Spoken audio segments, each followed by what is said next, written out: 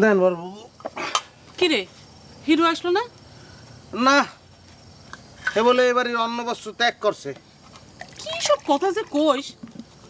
না, হে শুদ্ধ করে যে কইলাম আমি আপনার এটা কইলাম।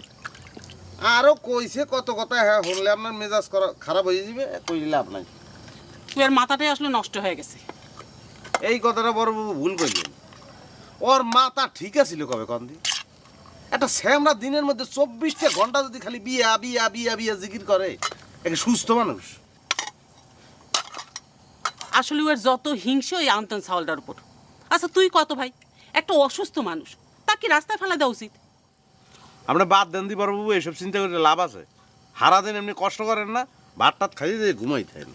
পেটে যে কালে খিদে কামড় দেবে না, দেখবেন আপুর দিয়ে আইয়া আস্তে চুরি করিয়ে ভাত খাইবে। আচ্ছা তাহলে তুই এক কাম করে, ওর ভাতের থালাটা ঘরে নিয়ে যায় রাখে, যখন খিদে লাগবি তখন খাবি নি। দেন, খাইলে খাইলো, না খাইলে না খাইলো।